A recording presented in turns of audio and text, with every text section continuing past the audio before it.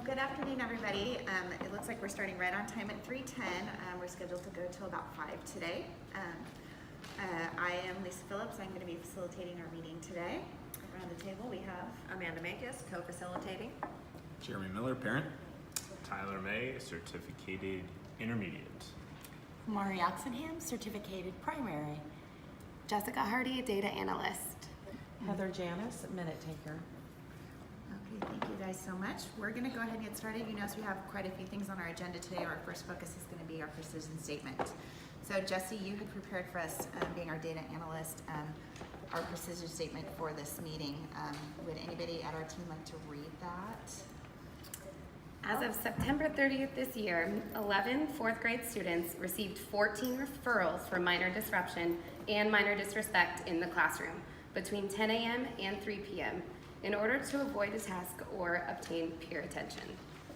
So looking at that precision statement, one of the things I noticed, I went back into Swiss and kind of drilled down a little bit further and narrowed the dates a little bit. Noticed that 9 of those referrals were actually held over a 2-day period.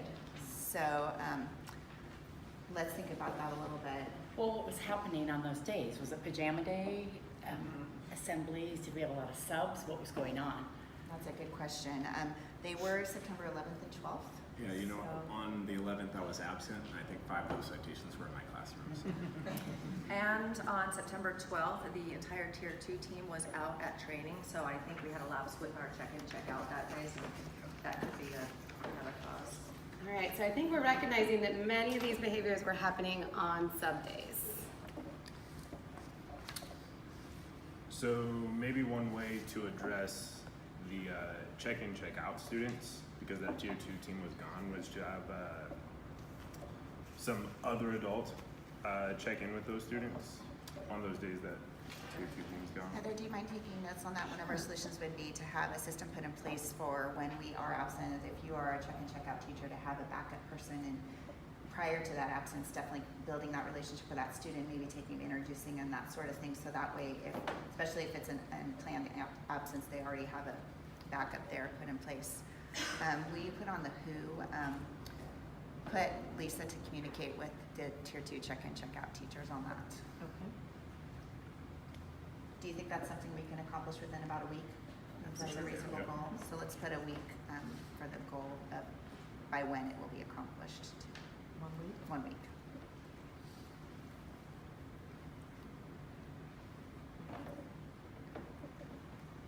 Another thing that I think about is, since the location is classroom, is that maybe we might want to revisit our spring PD again with our grade level team. Since we have a grade level rep at the table here, instead of doing a whole school PD review of it, maybe each team at your PLC time can quickly review that presentation that we have. I've already put it on our staff website under training for PBIS.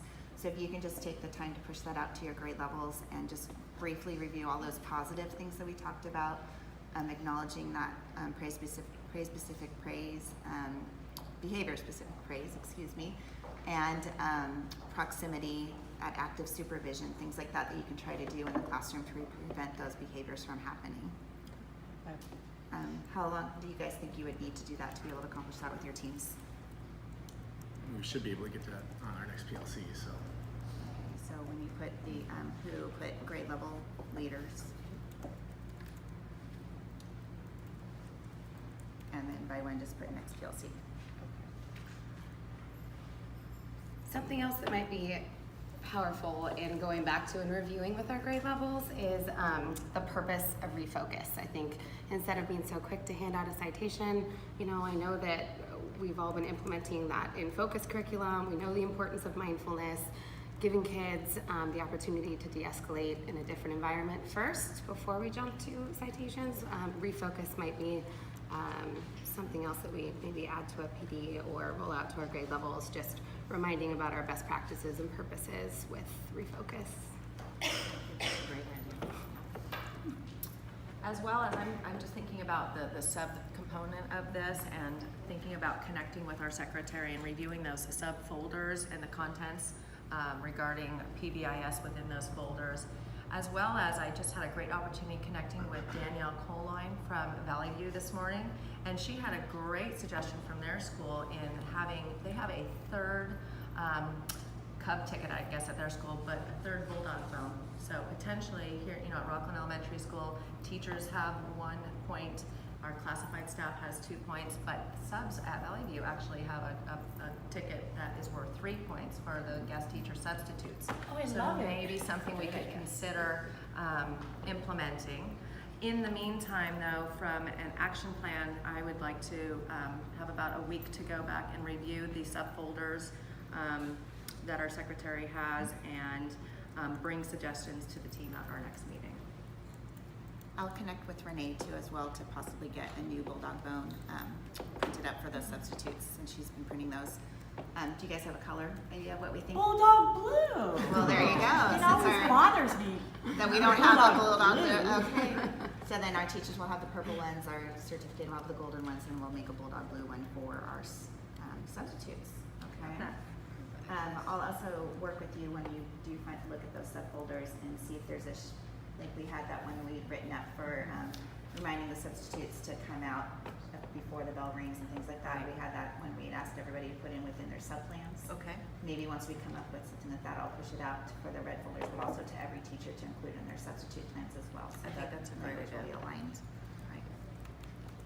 We should probably create a PD also to help teachers with responding to student behaviors after they've happened, rather than simply proximity and recognizing students positively, but after those behaviors have happened, how to respond to those students as well. So That's a great idea. That may take a little time to prepare, because I know the last one took us a couple weeks to put together, especially because you had that great Pear Deck interactive with the staff on that. yeah. So maybe, do you guys, what kind of timeline do you think we should have to put that together? I think we've got a few things on our list to do in connecting with our teams right now, so I would say a month out, maybe at our next meeting to. Okay, and then we can plug in and work with the staff meeting schedule to maybe roll that out at one of our staff meetings in the future. So, I was going back to the review the subfolders. I Mhm. typed up our goal there. Who would we like to be responsible for that? Amanda, Amanda. on that. And when, by when? next week. Next week, okay. And then I heard Jeremy talking about creating a PD. Yeah, to reteach teacher. I'm gonna type that up. Who would like to be responsible for that? I mean, I can get the Pear Deck started, put Okay. together. Maybe I'll share it out to all of us so we can A Pear Deck give some feedback. presentation. So. I'll make sure I share the copy again. It's in our team drive, but I'll share the copy of the document that we used for the positive behavior interactions. There's a section on there that's the response to behaviors too, so we can all look at that, and maybe we can divide up and each create a slide based on those different strategies, and we can share those out with the staff. That's what we had done with our positive one as well. Is that the next staff meeting? Let's aim for a month goal for that one. Let's put 1 month, and then we'll Okay. see where that falls within our staff meetings if we can Okay. get to that. I think we have some great next steps for our action plan. Next thing we need to talk about is kind of like a goal and a timeline on when we want to see the next time we check in and look at how our behaviors and our referrals are looking. Anybody have a suggestion on what you think is a good timeline to kind of check in on this again, and what number of reduction we want to set our goal for?